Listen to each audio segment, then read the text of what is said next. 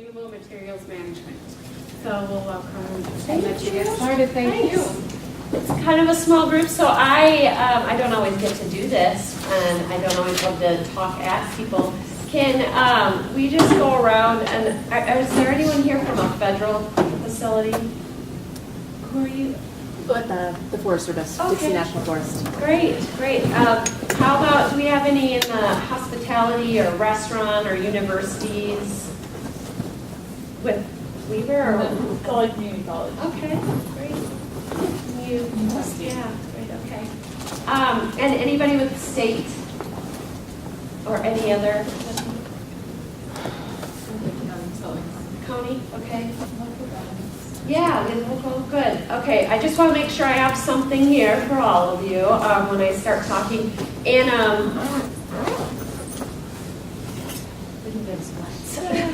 yeah, thank you, Debbie.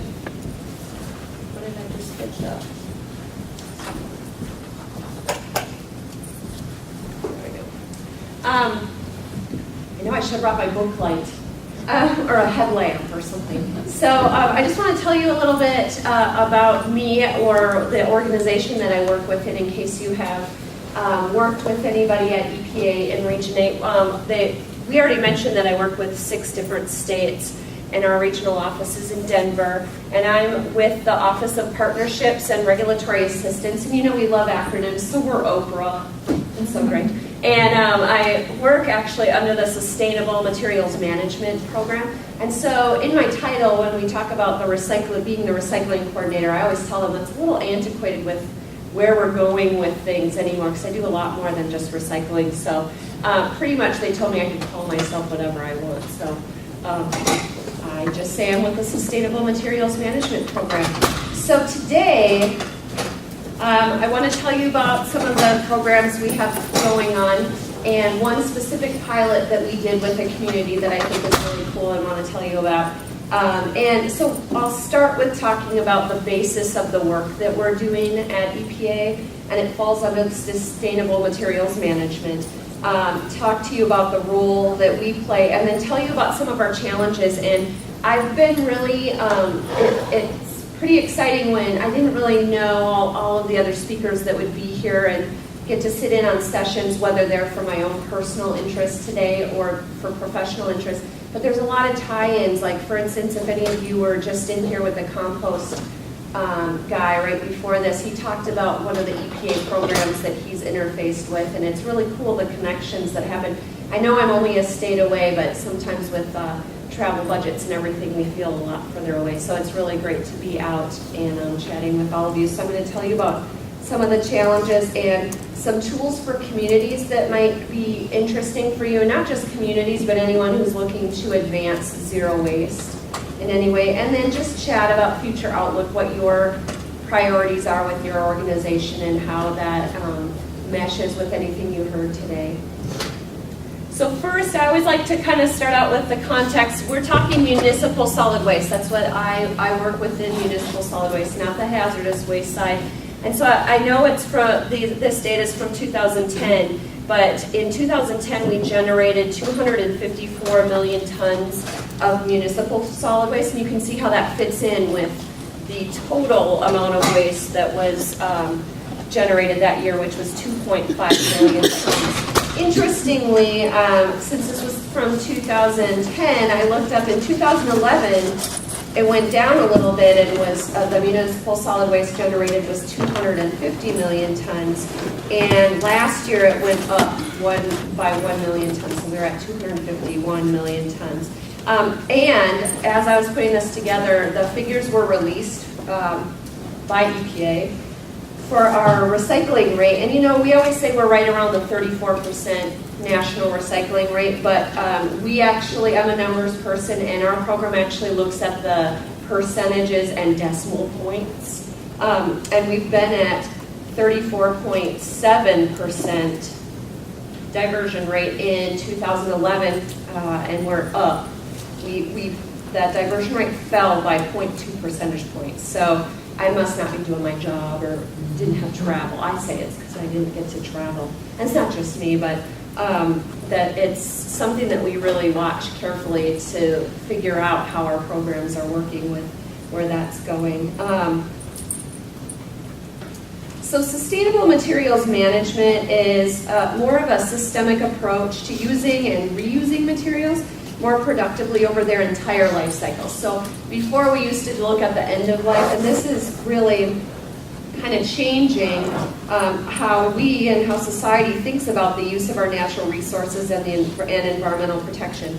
Thinking beyond waste doesn't just mean making good decisions at the end of a product's life cycle, because if you look at the full life cycle, it conserves resources, reduces waste, slows climate change, which is a huge point, and just minimizes the environmental impacts of the materials we use. I really like this pictograph in terms of the case for a life cycle approach to materials management, because it really shows the major stages in a materials life cycle, which include raw materials acquisition at the beginning, materials manufacture, production, use and reuse and maintenance, and then finally the last one is the waste management. So one of the tough things, we've talked about federal budget over the last couple of years. We are considered a voluntary program, we're not a mandated program, so all the work that I do under sustainable materials management doesn't have a direct regulation that we're trying to tell people to comply with. But Congress did have something to say. Materials management is mentioned in its non-mandated language in the RCRA. And so they did recognize that there are significant savings that could be realized by conserving materials, basically because it's conserving increasingly scarce and expensive fossil fuels and virgin materials. So what we're doing, how EPA plays into this, we're playing a leadership role in advancing sustainable materials management by convening dialogues with key stakeholders, like we're here today, providing sound science and information to the public, and establishing challenges or initiatives that I'm going to talk about in a minute to specific sectors to achieve shared goals. So we'll get right into them. I'm going to tell you a little bit about Electronics Challenge, and these were picked based on a study. It was kind of the road ahead study that EPA did for a vision for where we want to be in 2020. And so electronics were picked because precious metals require energy to mine and to manufacture, and only 25% of electronics are reused or recycled, which means 75% are still going to the landfills, unless you're in a landfill ban state, which Colorado recently did, and a lot of other states are going there. Food recovery challenge we'll talk about, because food offers one of the greatest opportunities for sustainability. Wasted food can feed people, animals, and the soil, but at this point we're calculating about 97% of food at the end of its life is still going to the landfill. We'll talk a little bit about the Federal Green Challenge. You may have heard about this. The federal government is the largest purchaser, energy consumer, and public real estate organization in the U.S., so we have a really great opportunity to demonstrate leadership for the federal community in reducing our own impact. Some of you know about the EPA's annual Municipal Solid Waste Characterization Report. It provides a snapshot of the U.S. municipal solid waste stream, and it's pretty much the primary data source for at the national level for numbers. So we're going to talk about that because it's going to be changing in the future how we measure.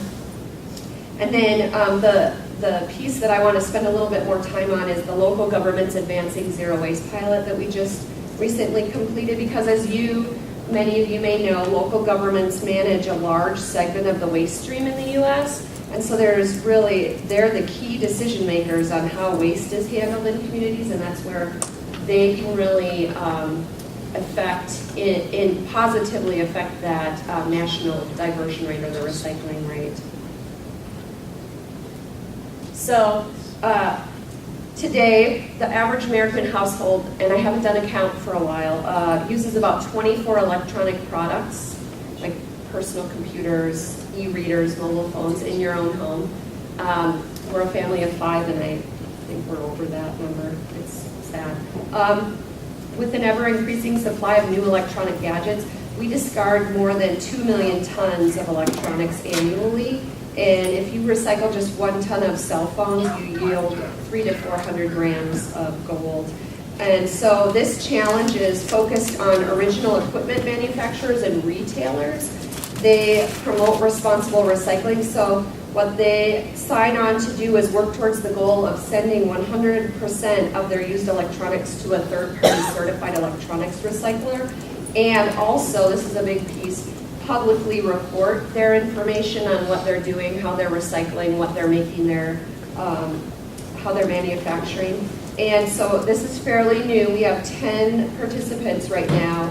Best Buy, Dell, Sprint, Staples, Samsung, and a few others are all a part of it. What we're doing at the regional level is helping to put together what we want to see them report on, all those partners. We're also still addressing CRT recycling challenges and the CRT rule because we're still seeing a lot of that waste stream, but a lot of the options are going away for where you can send your monitors and your televisions. And we're also right now conducting a study to assess, now that we have 2 certifications for electronics recyclers, we're doing a study to assess the rigor of those certification programs to see how well they actually are controlling the recyclers and what they're doing with their waste streams. So the Food Recovery Challenge it asks participants to reduce as much of their food waste as possible. And the priority areas are grocers, universities, stadiums, restaurants, and hospitality sectors. So the program looks at source reduction, donation, and composting. There's 3 different areas. And you have to pick a focus area and do a baseline, and then set the goal to improve yourself by 5%. So if that's just increasing what you're composting by 5% or reducing what you're purchasing and wasting by 5%. And I think we have a list. So far, we've got Colorado State University and the University of Colorado at Denver campus. There are 200 participants nationwide, including Whole Foods, Sprouts, MGM Las Vegas, Disneyland Resort, and the National Hockey League. We are looking to increase our Region 8 participation, so if there are any universities or other organizations interested, we would love to hear from you. If you're already doing this, you can get credit for it and national recognition. So the Federal Green Challenge, it actually has about 300 participants right now. The Department of Interior and the U.S. Postal Service have signed on, and what they do when you sign on to do this, it helps you meet your executive orders by setting goals to achieve reductions in 2 of 6 target areas, which include energy, transportation, waste, water, electronics, and purchasing. And so you can pick what you want to focus on. I know the first year we were in it for Region 8, we picked transportation, and I'll tell you a little cheat story. We said we would reduce the amount of airline miles that we traveled to reduce our footprint, and it was really easy because our budget was cut. So that was a little bit of a cheat on that one, but then you also have to pick a goal that's in waste, electronics, or purchasing. And we set our goal to reduce paper and printer ink consumption by 5%, and we were successful enough that we actually reduced it by 30% in our year. We have a whole case study on that and what we did. It was a little bit of peer pressure and a lot of tracking that went into that. So when you sign on, like when we say the U.S. Postal Service joined, they actually have 33,000 postal facilities that are a part of that. So you can, as an organization, join and have multiple reporting locations. And I think I have a list. It looks like Zion National Park, and I know that there are some U.S. Postal Service locations in Utah that are a part of this. So who's familiar with the EPA's MSW characterization report? I think we've called it Franklin report in the past.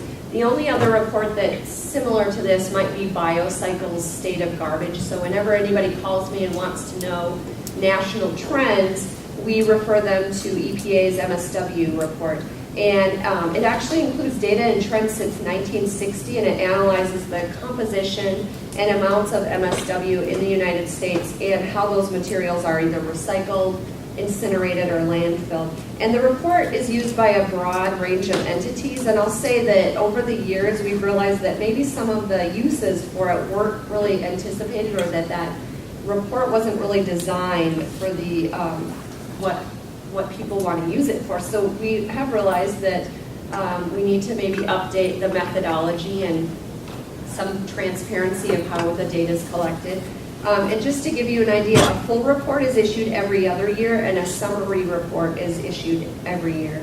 So it provides national generation, recycling, composting, combustion, and landfill tonnage, but it does it on a national level. It doesn't provide state or regional data, and people always call me wanting to know their state's data, and we just don't have that right now. We're hoping to work towards that, which leads me to the next part. We did a call, I think it was in the National Register, Federal Register, for people to publicly comment on what they would like to see in the characterization report. And so we're evaluating new methodologies, such as new measurement definitions or protocols for measuring materials, adding construction and demolition materials and non-hazardous industrial materials to the list for future efforts.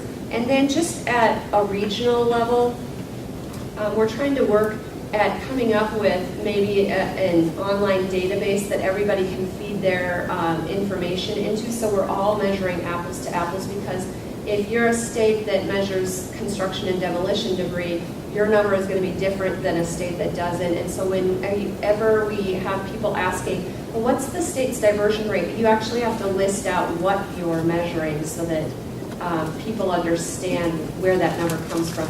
And so when, in Colorado, for instance, they have a couple of different numbers that they use, and it gets a little confusing. So we're really working with our state environmental agencies to feed into a national effort that we can get everybody measuring the same thing. It's not going to be easy because different regions have different issues that they will not relent on, and so it's going to be hard. So this is kind of my baby, what I've been working on for the last year or so. It's actually a priority. EPA always works with our stakeholders and our communities advancing zero waste, essentially, because that's the ultimate in waste diversion. We may not call it zero waste all the time, but what was really neat is we did a national local government work group where we developed a pilot program aimed at advancing zero waste for local governments, because as you know, they make a lot of decisions that can really affect our diversion rates. So we did a one-year study with 13 cities and counties. It ended actually last February in 2013. 13 local governments, at least one from each region. So we had cities like Middletown, Connecticut, Arkadelphia, Arkansas, New Paltz, New York, Kansas City, Atlanta City, Cupertino, and in our region we had Fort Collins, and I think Region 10 in the Pacific Northwest did Eugene, Oregon.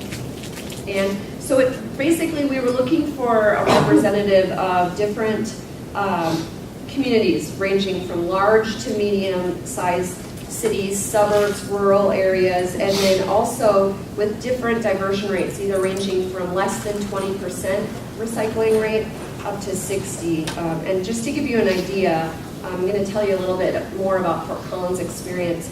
Fort Collins has a population of 144,000. They're a college town, and when they started with us, they were at a 43% diversion rate. So what happens when a community agreed to be a pilot partner with us, they signed into our WasteWise program and set their baseline goals, and then they agreed to report annually from that point on. And we had them complete a community profile because some of the communities we worked with didn't know what their diversion rate was at all, and that was perfectly okay. We just wanted to know where everybody was starting at, so we asked a series of questions. And actually, a lot of them said it helped them understand where their starting point was or where their jumping off point was. And each community then selected at least one focus area, either in commercial recycling, food waste, multifamily residential recycling, or sustainable financing. And that's what we really worked with them on. And so we had subgroups within our EPA work group to focus on those. So what we did with them is we had informal topic-based networking discussions, whether it was webinars or phone calls. We did peer matching for participants if we knew Fort Collins stats, that they were a college town and they were at about 144,000 people.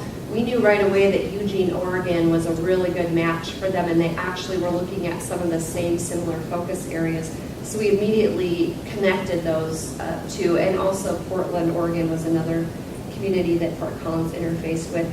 We did webinars tailored to what we heard from our pilot communities that they wanted to hear about. We started a LinkedIn networking group specifically for the pilot. And then one of the big pieces is we needed to make this measurable to see what value EPA could add. So we used WasteWise's database, which is called ReTrack, also called the Sustainable Materials Management Data System, and I'll talk a little bit more about that. And for some communities, that was all they needed. They just needed a place that they could input what they were recycling and see it tracked in an annual report with greenhouse gas emission reductions for them. What we were hoping for is that we could promote a more widespread adoption of model programs and best practices. Working together, we could spread the word about what cities were doing that was working for them. We could address issues and barriers common to local government programs. And then also we could then start working on developing new EPA tools that would be worthwhile for communities. So a little bit more about Fort Collins, because I think they have an interesting story. They actually focused on increasing the diversion for food scraps composting and for multifamily recycling. They were interested in those two areas. They found it challenging to address these sectors due to the lack of access to compost markets nearby, and that there were no current regulations around multifamily and business recycling. So they thought maybe that's an area they wanted to improve on. We like I said, we matched them with Eugene, Oregon, because they have a Love Food Not Waste commercial composting program that was really interesting to hear about, to see if they could glean any tips or tools to use in Fort Collins. And then also Portland, Oregon has a really robust multifamily recycling program, so we hooked them in with Fort Collins. Interestingly, what I would say after the fact is, in relation to all of the communities that were our pilot partners, Fort Collins was really a leader already in the field of waste diversion and their efforts to advance zero waste. They were really on their way when we brought them into this program. So that pretty much means I don't know that we added a lot of value. We didn't have as many opportunities to help them. But what I think we did, I'll tell you about with their zero waste strategic plan that they did. But in the meantime, they were already working on a few things. They actually last March became the first community in Colorado to require corrugated cardboard be recycled or reused and not landfilled. Their city council passed it.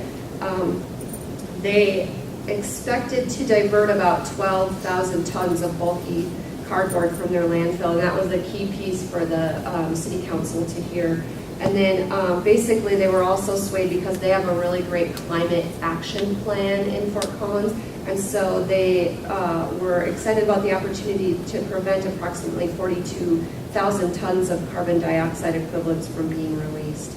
Then based on the information and some of the ordinance language that they heard from other communities, they presented a vision for zero waste. It's their strategic plan, because they actually hit 50% diversion, which was their goal, their 2010 goal, and they met it. However, the first year they hit 50% in 2011, They doubted their efforts because there was a huge snowstorm and they had a bunch of tree limbs that came down, and so they thought that probably got them over the 50% diversion rate. So they waited till 2012 to know that they were actually at 50% before they really called it good and started planning. And now their new goal is to be zero waste by 2030, and their city council approved it and is backing them. Interestingly, they also have an innovative downtown food scraps composting program with a couple of restaurants and a coffee shop and some city offices, and they use earth tubs. So they bought earth tubs and they put them out on Main Street.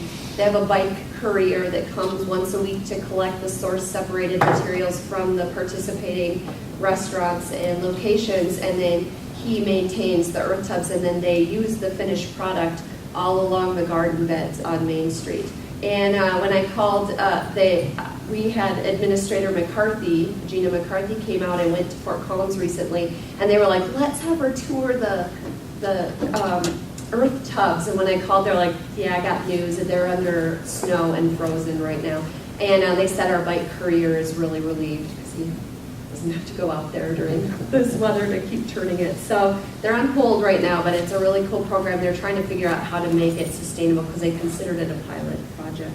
And then they do a really great program that's called RAP. It's Waste Reduction and Recycling Assistance Program, and the city provides a free on-site assessment for any multifamily buildings, apartment buildings, and there are a lot of huge campus apartment buildings around there. And they'll come in and help them start recycling and composting.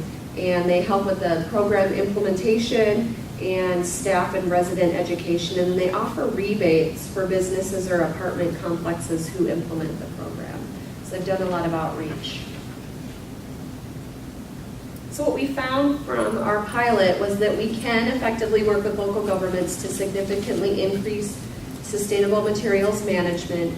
There is big potential for environmental results, and including increased jobs and manufacturing, and the opportunity to leverage and advance other SMM initiatives, because we can utilize the food recovery challenges, webinars, or if we're doing a webinar on zero waste, we just get the word out, and we already have existing networks through all of our SMM challenges that we can make sure the right people get connected. We have put forth a final report and recommend that we move from a pilot effort to a full-blown initiative. But it's been a tough year to get things going this last year at the federal government, so we're waiting to hear if we're going to be able to do that. And like I said, this is an area that ReachNate has always found value in, but we really liked the momentum that we had with the national effort, because we had so many more connections. If we had to do this on our own, just me in the Denver office, it would take a lot of phone calls and a lot of digging to really find the right people. But when you have 10 regions on the phone, they know right away someone that you could connect a city with. So it was a really rewarding experience. So I have talked about WasteWise today already in this presentation, but also in years past, so I'm not going to spend a lot of time on it, but it is a free voluntary EPA program where organizations can join and track their waste reduction activities and get national recognition for it, and have a great climate profile report put together that gives what you've reduced in greenhouse gas emissions each year with equivalencies to cars taken off the road, gallons of water saved, and it's a really great marketing tool for an organization that wants to be marketed as a green organization. You can use the EPA logo on your marketing materials. But I think what I consider to be the most valuable asset of WasteWise is the database that it has for partners to utilize and track their metrics. It's known as Retrack Connect because it's a company called Emerge Technologies that you can join through Emerge Technologies' website for free, a very stripped down basic version of Retrack if you wanted to do it for your city. But we use it. They've custom made what we call the SMM data management system for all of our challenges to use so that we can track it while our organizations can track their waste generation and reduction activities. And we've been doing a lot of training on it because it just got a big upgrade, and the functionality and use is really cool. I really like it. I just took a snapshot from my dashboard when I get into the database, and you can pick what program you want to join. So WasteWise is in there, Food Recovery Challenge is in there, Federal Green Challenge is in there, and then if you scroll down, Keep America Beautiful has their challenges in there. We're trying to kind of lead everyone so that if you have a local, like a university challenge, like a game day challenge, that can be added in here and people can go right in and populate the database, so it's kind of a one-stop shop for everybody. So what you do, if you're using our database as one of our partners in our programs, you enter your data, and you can enter it daily, weekly, monthly, quarterly, at least annually is what we ask that everybody does. And you track and manage your data by running your own reports if you want, or you can wait till the end of the year when you get your custom-made climate profile report. And then it's web-based, it's interactive, it's secure, and it's flexible. I really like it. I just got trained on it as an administrator, and it's pretty slick. And I added a little picture of what your climate profile report looks like. I had hoped when I was invited to speak, I thought I would have a lot more to tell you about tools that were online, but I have to use coming soon for a lot of these because we're waiting. We have a pretty extensive quality assurance and quality control whole effort that goes into approving any product that's going to go up on EPA websites or be used. And so we did put together a zero waste roadmap website. You can actually look at it. It's on a wiki platform. So I gave the web address on there. It's not live, but you can go in and look at it has model language if you're a community and you want to implement a certain ordinance or want to really understand what it means if you want to go zero waste, like what kinds of strategies you would use and how to measure your progress. And then we have broken it down into food waste programs, commercial recycling, and we have some case studies on there as well. We're also trying to do a specific zero waste EPA microsite, so you can go on our website right now and look up sustainable materials management, and you'll find food recovery challenge, electronics challenge, all those that I've mentioned, but there's no zero waste microsite yet, and we have it all ready to go. We're just waiting for approval to go live, and it'll have a lot of the tools that we already have for people. This is really cool. It's a zero waste greenhouse gas calculator for municipal solid waste programs. How many of you have ever used EPA's WARM model? I'm glad you're here. You're my hand raiser. You can go in and use EPA's WARM model to estimate the greenhouse gas emissions that you're reducing by recycling a certain amount of tons of aluminum or plastics, and it's really broken down by commodity. So what we've learned is there's a need for a community for planning purposes to be able to go in, say that they want to, for instance, implement pay-as-you-throw program. We can go in, and if they have some data from this year, plug it in and give them what their savings or reductions would be in 5 years or 10 years so that they can use it to go to city council and plug for either going to a pay-as-you-throw program or adding curbside food waste composting or multifamily home recycling. It just gives some metrics to it in terms of policy changes or a whole program rather than just one commodity that you're recycling. And it's actually expected to be available to users in summer of 2014. Fort Collins actually used their multifamily recycling data to see what it would look like if they ramped up in 5 years and 10 years, what their savings would be. And it's pretty cool. I actually got a call. The city of Pueblo is applying for a state of Colorado grant, and they said, I'm trying to use WARM to see what would happen if we added pay-as-you-throw, and I need metrics to show what kind of reductions. They want numbers in the grant application.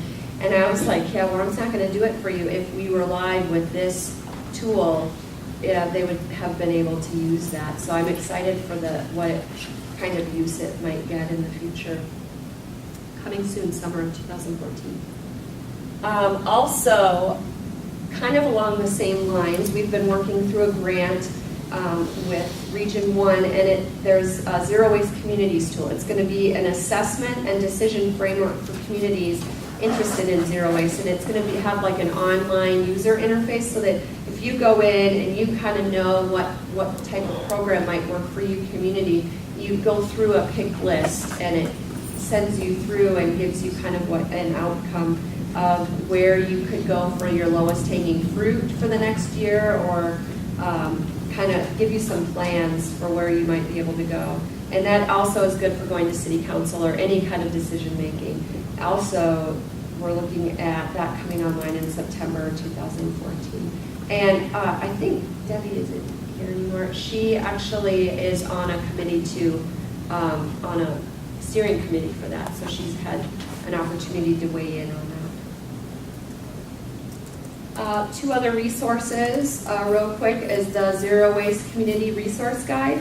It has a lot of core elements of what a zero waste program or strategy would look like, including goals, ordinances, ban language, plans, programs, and that is just waiting approval of content by our headquarters, so anytime now. And then one thing that we learned through our zero waste work, if you're a local government, do you have like a city contracted hauler, or do you have multiple haulers? Yes. So one thing we're hearing from cities like Cupertino, who they're at a 75% diversion rate, is the first thing they told Fort Collins is, oh, you got to get a handle on your waste hauling.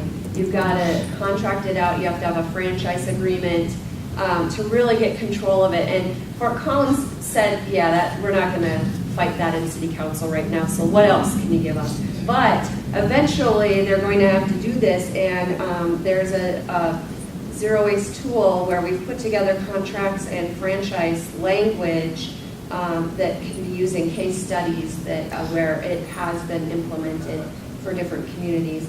And the content's been developed. We're going through editing, and then we're hoping to get it up on the web soon.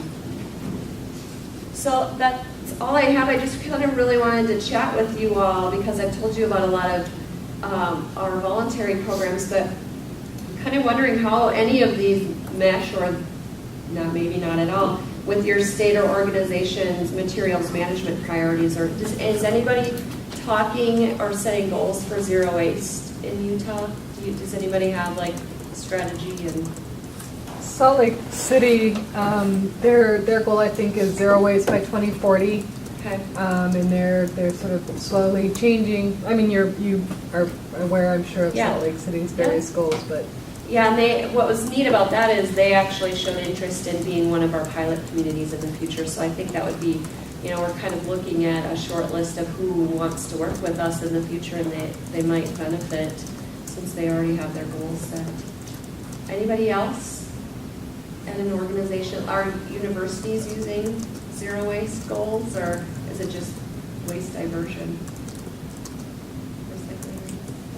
Waste diversion. Yeah. Testing. We're at about 25%. So shooting for 35. We're not really to the point where we're getting zero waste yet. I know. Well, that's the problem with. I think that could be a little bit of the holdup is the discomfort with using the term zero waste. If we're going to put it on EPA's website, or even when I go out and talk about local governments advancing zero waste. But if you think about it, isn't that the ultimate of waste diversion? Like, you don't say 75%. Like that's, so ultimately you're all working towards that. It seems like that's kind of the unspoken goal, but some communities just aren't comfortable using it. And we were originally calling this zero waste communities, and people were like, we're not signing up for that. So that's why we call it local governments advancing zero waste. And I don't know if any of you are familiar with EcoCycle in Boulder. Interestingly enough, Boulder is one of the communities that they're very advanced. We didn't even look at adding Boulder as a pilot community because it's like adding Berkeley or some of those other communities. Like they're the superstars already. We don't have a lot to offer them. But you should hear the talk between Boulder and Fort Collins now, because suddenly Fort Collins is coming online, and Boulder's saying, "Oh, keep your eye on the fort," because they're giving them a run for the money in terms of being leaders in zero waste. So it's a really cool kind of synergistic relationship that's going on there. And EcoCycle did a webinar really cool called the Bridge Strategy to Zero Waste, and they really gave more than just, hey, we want to be zero waste. It's a great theory. They gave, like, this is what you do in years 1 through 4. This is what you focus on. Once you get to year 4, this is what you do from 4 to 9. And it really walks people through it. We're thinking about trying to get them to do a 1 or 2 day training, or someone to do a zero waste for local government training. And I think we would open it up to more like businesses. We would include tribes in that as well. We just don't, with our region that I work with, it's really hard to find a location that you're going to draw people to come to travel to. So it might have to be a road show where we get them to go and tag on to an extra day of something like this, where people are already together. So any thoughts on training needs or things you'd like that would be useful to your organization? I don't know, is your organization Federal Green Challenge? Yes. Yeah. Yeah, we have a strategic framework and also a scorecard that we have to meet. Yeah. 7 elements by 2015. Yep. Yeah. Okay. Great. I think that's all I have. Any other questions? It's dark in here. Y'all want to think of the word zero waste. What about resource recovery? You know what I'm saying? Yeah, and that's why we're talking sustainable materials management, because it covers everything from the beginning to end and not just recovery. Because when we look at zero waste, you can only get so much by resource recovery towards zero waste. You've got to look at also the manufacturing and purchasing green and how things are manufactured up front. So that's why they've kind of switched from the end of life terms like resource recovery to sustainable materials management. We'll call it whatever. It's still, you know, as long as it's still the common goal that we're working towards.